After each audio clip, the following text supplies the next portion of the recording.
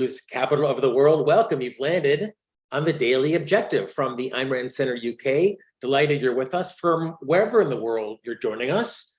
We're happy you're here. We are a community of students of objectivism, learning about Ayn Rand, trying to apply some of her ideas of objectivism to the topics of the day with some of the most interesting minds of the day, not just strict objectivists and leaders in objectivism. And God knows we've got those people like James Valiant, Harry Binswanger, so many others, but influencers who have been influenced by Miss Rand. And we're delighted to have one of those smart minds with us today, Carol Roth, who I've known from Fox and known from circles in the business world for many, many years. Carol is an entrepreneur. She's a former investment banker. You often say recovering investment banker.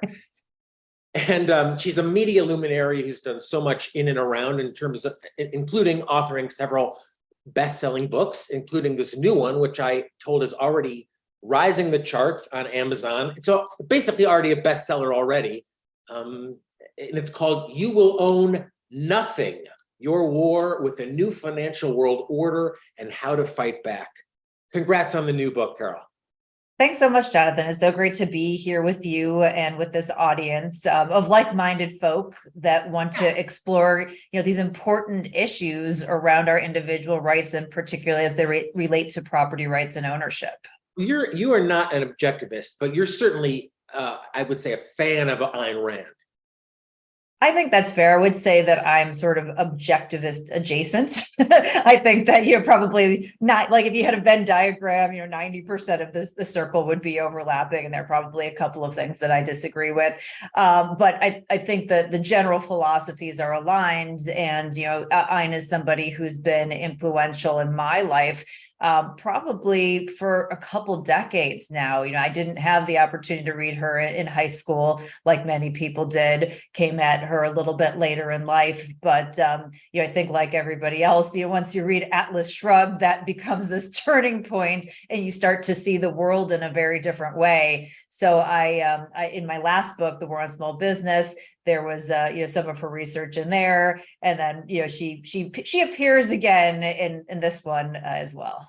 Yeah, I mean, you quote Miss Rand pretty early on, but let's start because your basic premise in here, this idea of ownership, is it's pretty central, at least to the idea of capital. I mean, the whole idea of capitalism is private ownership, and that is how society is organized: private ownership.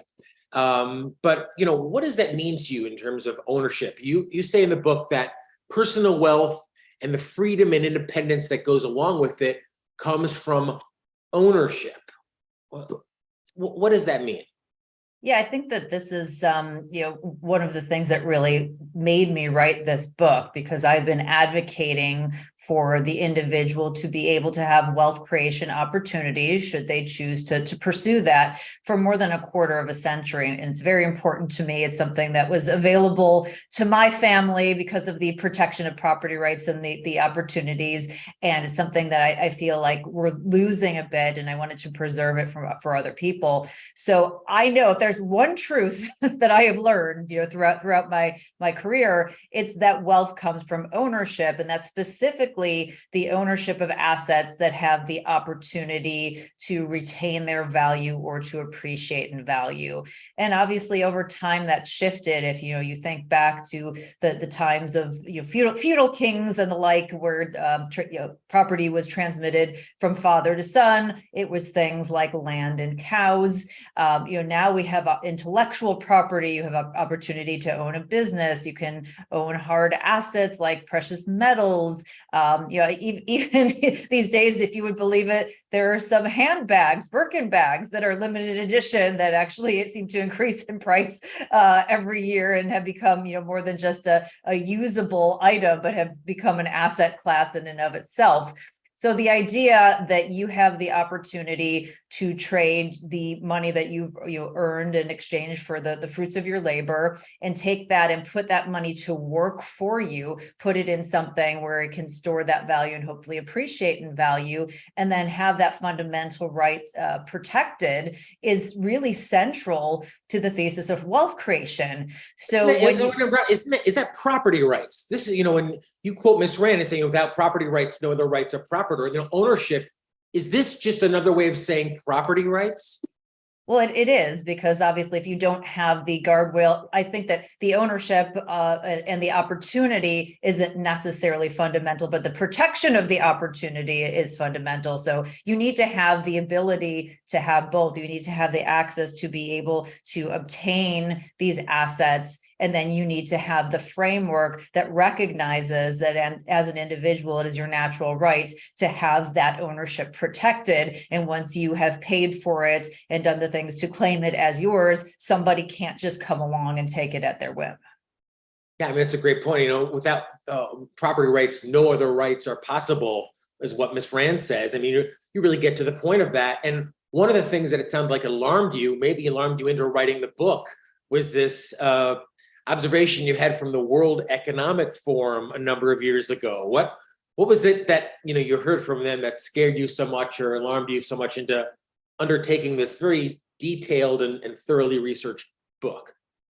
So this was one of those, memes and sayings that was going around social media. And, anytime you see something pop up on social media like that, the immediate reaction is, oh, this may not be correct, or maybe it was taken out of context, because you had the World Economic Forum, which is this non-governmental organization littered with the business and political elite that put out a set of predictions, 8 predictions for the world in 2030. And their number one prediction was, you'll own nothing and you'll be happy. So just thinking about the concept that the elite of the world are predicting the end of private property in a very short duration of time was incredibly alarming. There are a few other things in that statement that I found alarming as well, Jonathan. One is the framing of it. You'll own nothing. It's not will own nothing. The people who are making this prediction weren't making it an inclusive statement. They were really kind of classifying it, going back to an old way of life where there are multiple classes and some people have the ownership rights and some people don't. And I think a lot of people skip over that nuance. The second piece of that is that you'll be happy. And it's almost a psyop in a way. It's trying to get you to buy into this concept that your life would be easy and it would be free if you didn't have to, have a home, for example, which, by the way, here in the US and in many other places around the globe happens to be the largest asset on households' balance sheets in the way that they generate wealth.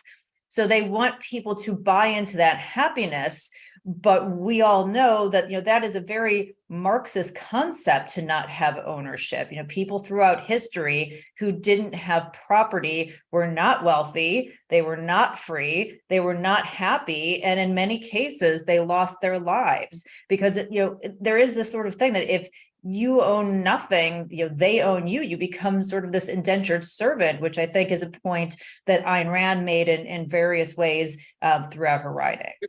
I'm going to bastardize the quote. Maybe someone in our super chat would do it, would post it for us, but something to the effect of like, the person who works but doesn't keep the product of his or her labor is in effect a slave.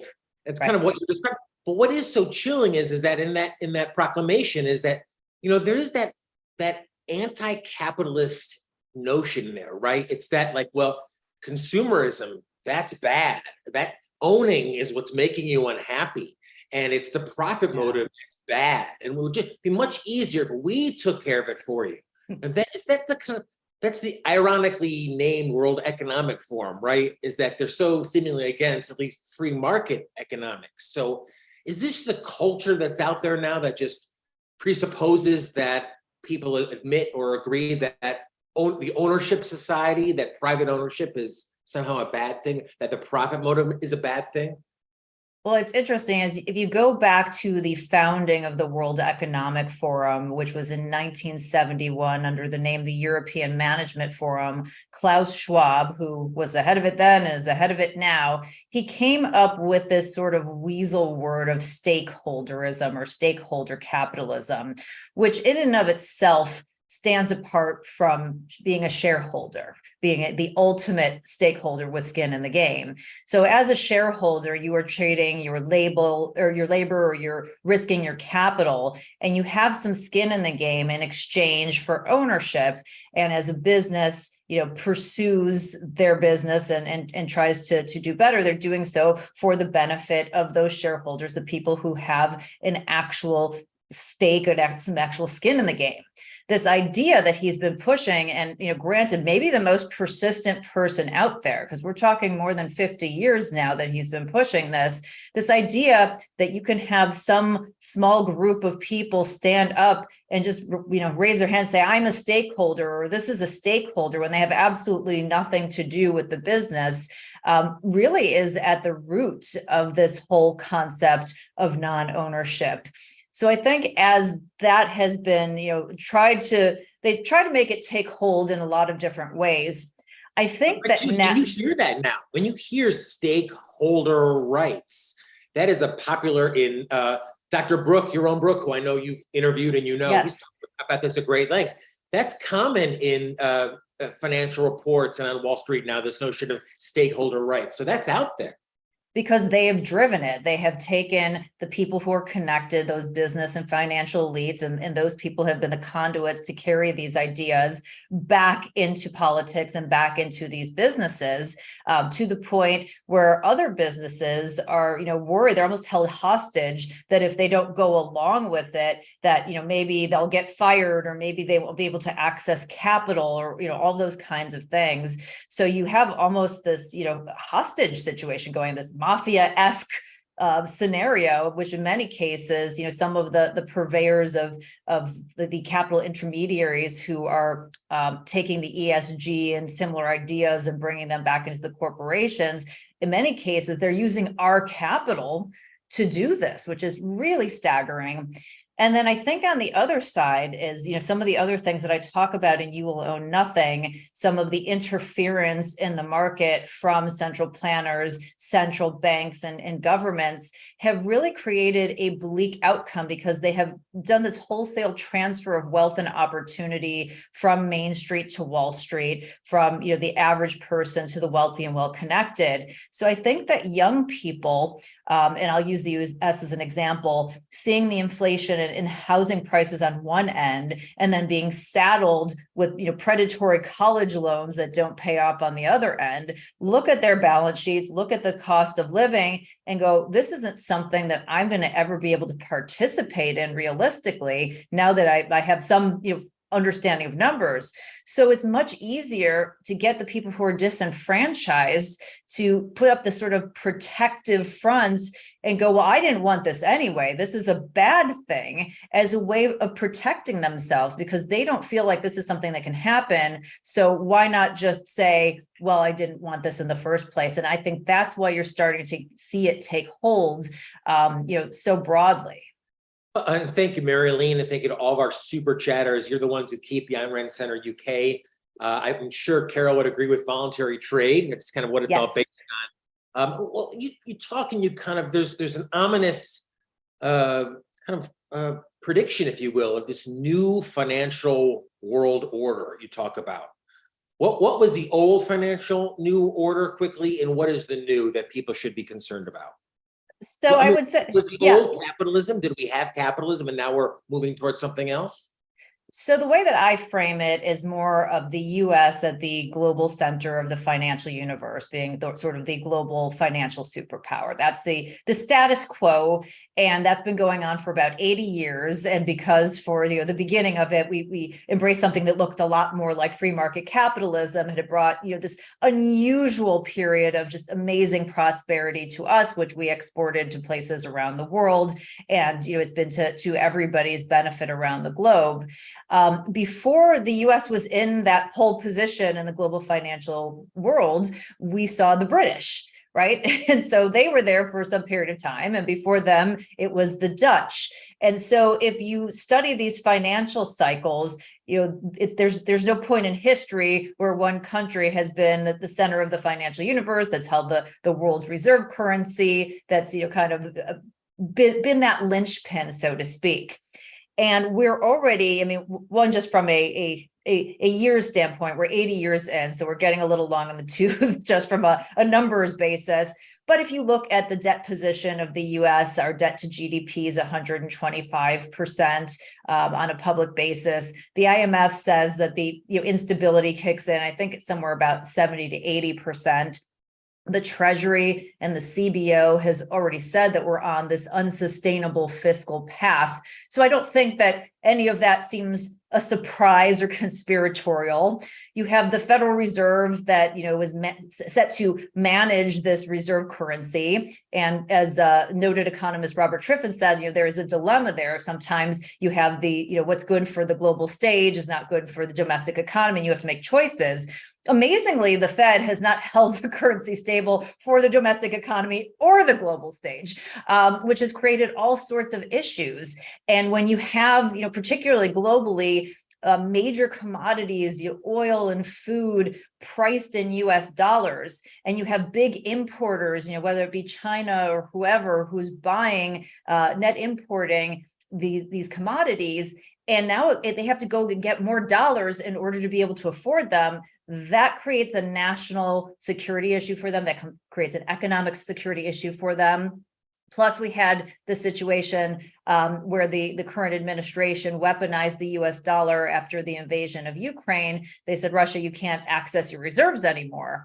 And it's hard to say, you're going to be the holder of the world reserve currency when at your whim, you can just kind of cut other people off from this. So around the world, there is this movement to say, having the US be in this pole position isn't a benefit to us, and we need to find a different solution. And we've seen, the reserve currency holdings of central banks around the world going down in an accelerated pace. And we've seen some of these major countries trying to find other solutions for trade. So it's not really a big secret. I mean, in fact, if you go to the White House's website right now, you can see the speech that Joe Biden gave to the Business Roundtable, the CEOs of all the major publicly traded companies and the biggest companies in the US. And this was from March 21st, 2022.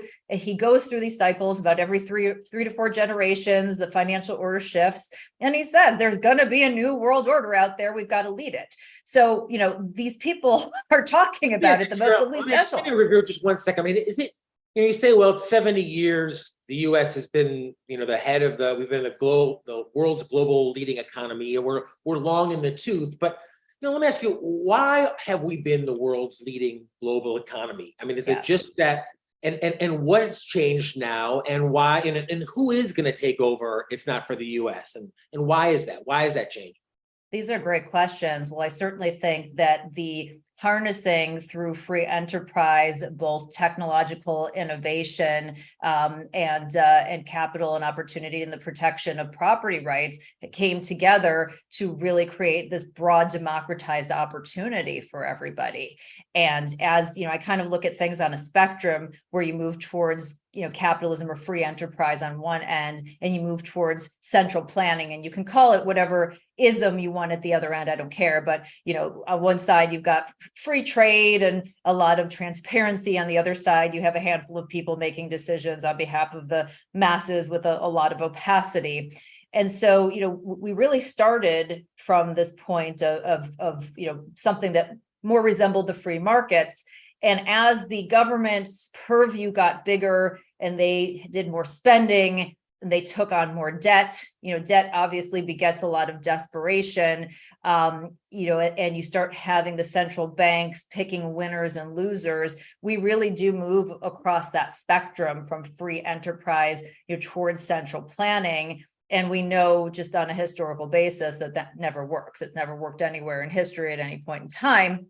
And so, I think that movement and the expansion of the government with the debt, with this fiat currency, the money printing, the Fed interfering in the markets and artificially suppressing interest rates and risk premiums, that's really what's done it. The calls come from inside the house. This isn't something that other countries came in to challenge, and they want a war and they're overtaking us. Less free.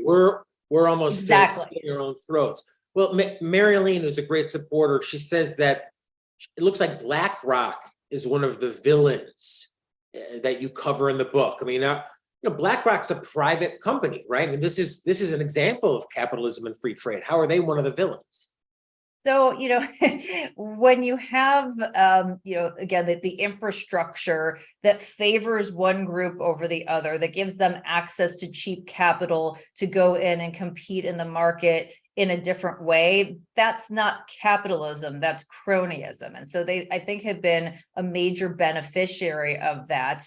And then, they are at this point now taking our capital and using it to affect change, not because we all told them that's what we wanted to do, right? That would be the capitalistic way that, we all said, yes, we're voting. They've got money from things like pension funds and retirement funds where we don't have a say. It's not like we have, we can pick from, 70 different choices. The money goes in there. They've made the crony deal to capture it. And then they use that money without, us basically weighing in on what they do, and they're using that to hold other people hostage. And I think that's really the challenge that we have in this capitalism versus cronyism scenario that we talk about today, is that there are a lot of private enterprises that really aren't capitalistic anymore. I would take a lot of big tech. If you think about your phones, what do you really own here? You own like a brick of plastic and some computer chips and some microchips and some glass, but there are only 2 operating systems that cover 99% of the planet. That's not a capitalistic choice. That's a duopoly. That's infrastructure that allows us to participate in the world as modern humans. So, without that, that true capitalistic framework, we can't just say, oh, because you're private, sure, it must be capitalist. Well, I want to come back to that, but I want to get to, we've got great super chat response. Thank you, Christopher, for your contribution. Tom, he says that stakeholder economics sounds like they want benefits without the risk of losses. Also, an asset should be productive. Otherwise, it's a value like a home. Go back to that stakeholder economics. Is that kind of what it is? They say, well, wait, we want to say in what happens with this asset, but we don't want to actually put our money on the line. But isn't the implication too that the people who do have their money on the line, the shareholders, that they don't care and it's of no value to them how the employees do, how the people who live in these communities do, right? That they're such idiots that they would be destructive to those entities. Right. It kind of takes shareholders as being buffoons. Yeah, well, and it also just takes the idea of the free market and stomps on its neck, right? If you are a business that treats employees horribly and doesn't do what's right by customers and communities, and your employees, by the way, are your ambassadors to the customers, and they have a bad experience and they translate that, back to the customer, that's going to impact how the customers, assuming that, the choice exists, does business with you. That is a self-regulating mechanism of the free market. What you have are a bunch of people who are sitting around a table and going, how can we implement social credit for businesses, and how can we get them to do what we want them to do? And I think it was Tom is exactly right. They're taking on absolutely no risk. They have no real stake, but they're using that weasel word of being a stakeholder to try to get what they want without having to do it. I mean, it's the ultimate free riding scenario. It's like, the group project in class, right? Where one kid does all the work and then everybody else just wants to say, oh, I participated in it and I want to now I've done nothing. And now let me, name the project and take all the credit. That's exactly what they're doing. We're with Kara Roth. For those who are listening on our podcasting platforms, we're with Kara Roth. Her new book is You Will Own Nothing. And Carol, you talk about the elites in this book. They are the kind of the evil, they're the evil doers, if you will. And among them are big tech and big tech corporations. We're on a YouTube platform right now. We've got people listening from all over the world on these big tech platforms. How are big tech companies our enemies when they're the ones who brought us all of this unbelievable wealth that we're enjoying by and large for free? So what they've really done in effect is they've created infrastructure. And I think in many ways they've become de facto governments. If you think of the size and the scope of some of these big companies, they may have more users than almost every country on the planet. I know it's not an apples to apples comparison, but in some cases, their market cap is larger than the GDP of, most of the countries on Earth. And so they've just become enormous, and they're dealing with things that have to do with our natural rights, but there's no mechanism for protection there. So I can tell you my own experience just with launching the book is that I tried to run ads on this same YouTube and Google platform, and they got continually pulled down. And nobody could really tell my marketing person why. Said, oh, well, it's election ad season. Okay, well, my book isn't, about an election. It doesn't mention anything about any candidates. Say, oh, well, the word freedom sometimes triggers it, which is scary in and of itself. But my trailer didn't mention freedom. Okay, and so every time they restarted, it would just get pulled down again. On Amazon, they're holding back some of my early reviewers. They didn't put any up for multiple days, then we complained about it, and they're still holding them back. There's no sort of real adjudication process. We know people who've gotten kicked off of platforms for exercising free speech. And again, if you had many other places to go, it would be one thing. But when you're participating in a digital town square and there are only a couple of options, it again doesn't feel like real capitalism. It feels like infrastructure. We have two operating systems. If Apple and Alphabet decide that they don't like my book because I, cast big tech in a light that they didn't like, how am I participating in society? I'm not. So, de facto government. I mean, this I think might be a little bit of a, there's a schism here because, government, right, is force, right? And government is the force, but YouTube and Apple are not force, and people use these products voluntarily. So when someone is a de facto government, Apple is, isn't that kind of blurring the idea of the idea of property rights and the very notion of property rights? I would say they force you to go along with the narrative, with the factor hanging over your head that if you do not participate in the way that we like, we can cut off access and you're not going to have choice. Again, I'm a small government person, so I don't really like regulation, but I do think that the whole point of it is to manage your individual rights. When the telephone came out, the actual, for those people who remember things like rotary dials, and you actually plug it in, put it on the wall, they call up and say, "Hi, Mrs. Honig, is Jonathan there?" That whole thing. There was a law put in place that they couldn't deny service to anybody because it was part of infrastructure. And so, even if it wasn't super profitable for them, because they had the privilege of, having this sort of protected arena where they were, one of, a handful or maybe the only player, that's the bargain they made. We are now in a realm, because we've said that, Apple and Alphabet are private, that if they both want to shut off access to their operating systems, I can't participate in modern society anymore. I can't have, the phone calls with my friends. I can't do those same things. I don't have if you think about the right to free speech, I don't have the protection of that. I might not be able to access certain payment systems, just basic things that you need in order to participate in and exercise the rights that are your natural rights. Listen, it's an interesting, you get into a lot of these really interesting arguments, and there's almost too much to cover. We don't have too much time. I know you've got a lot of media engagements, so we'll get into more of it but I want to kind of leave on this issue of land and water rights, which you cover quite extensively in the book. I want you to touch on this a little bit. I mean, part of what you're worried about, I think you allude to in the book, is this notion of that land and water rights are being purchased, being purchased by corporations, they're being purchased by hedge funds, which I took a little bit of umbrage at, given that but universities. So what's going on here, and why should people be worried? And what's the new development that you cover in the book with regard to land and water rights?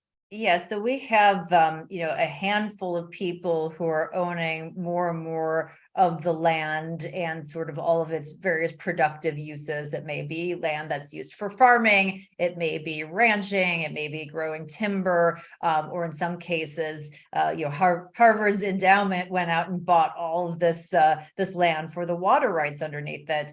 And we have this discussion of, that Wall Street wants to come in and financialize water because you've got a bunch of people saying, oh, well, it's not, priced appropriately and it's not being used to its best use case scenario.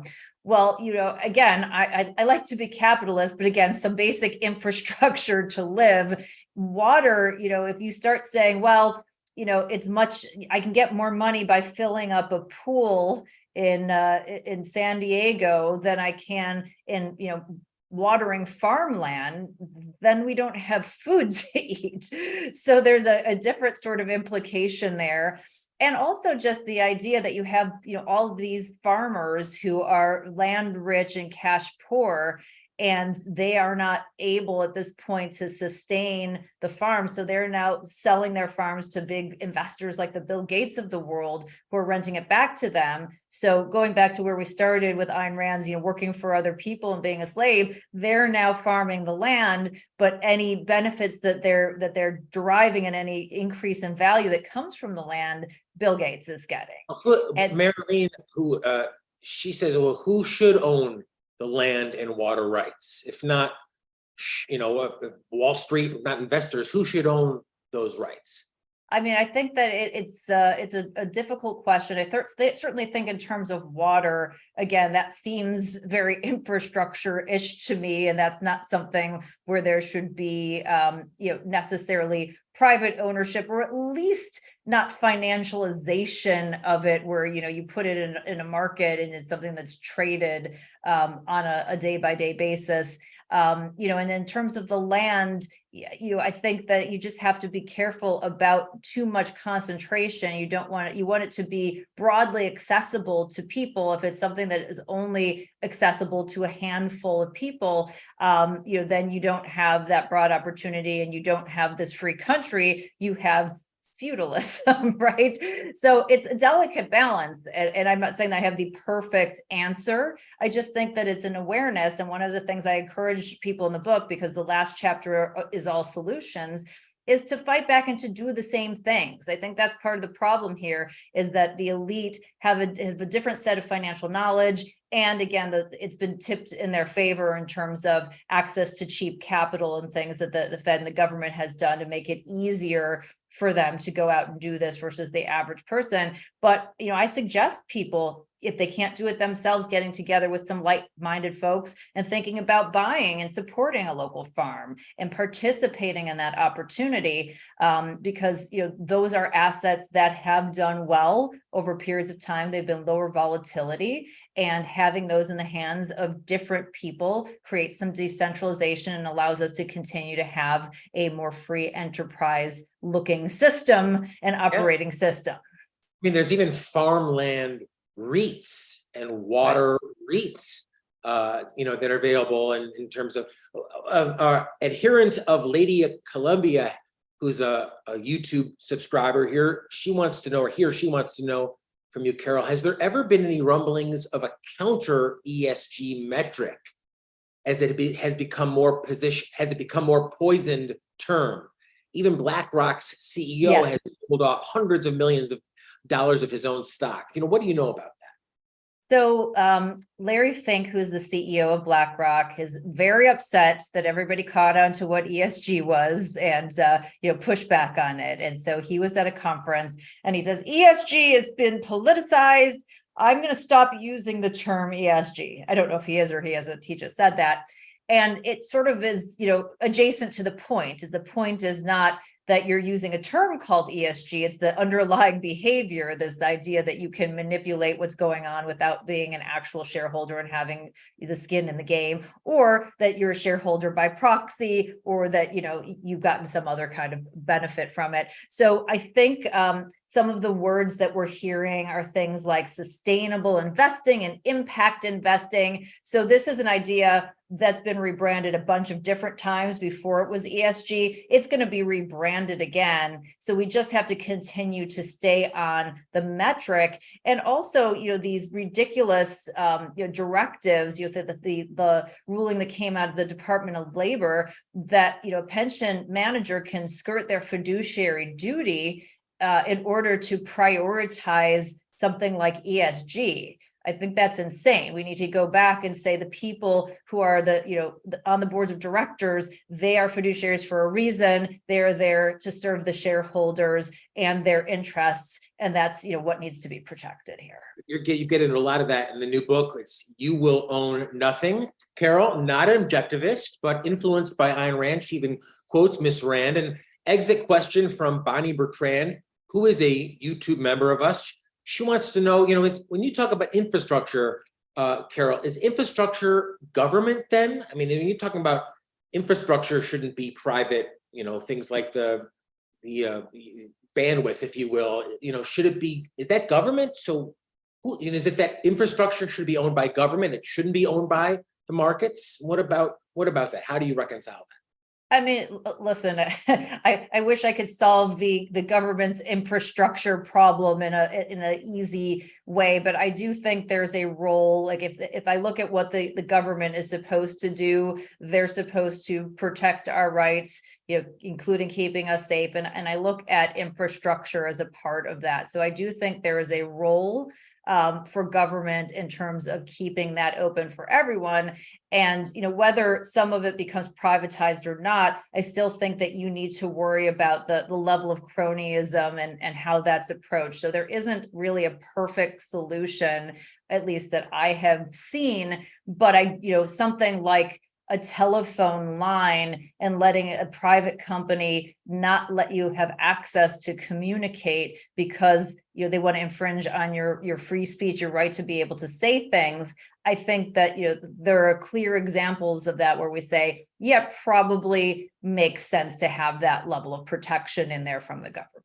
We're going to want to talk more about this. I mean, what's that old joke about the Soviet Union, right? I mean, they wouldn't let government had to be involved in making bread because we couldn't trust the private corporations to be involved in something as important as food production. And I know that's not exactly what you're getting at, but there's a lot to talk about here with this notion of infrastructure and private ownership and capitalism. And you have a real interesting take. Any final thoughts? And thank you, first of all, as I said, I know you got to run. Final thoughts, and thank you again for taking some time today in terms of how the book's being received and some big picture ideas you want to get out there. Yeah, well, I think there's a lot of different, threats that are coming at us that, many of them which revolve around centralized government and some of these other forces. And I think it's just important to be aware of them and have sort of a plan to, what you're going to do to fight back.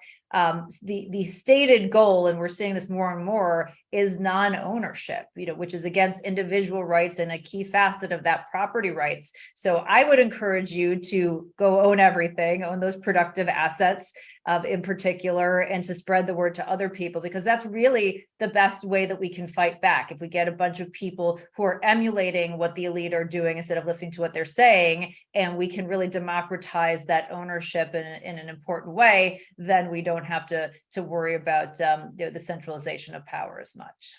Well, it's worth picking up, absolutely. And also Miss Rand's book about capitalism, the unknown ideal, the kind of, it lays out capitalism, and put it on your reading list as well.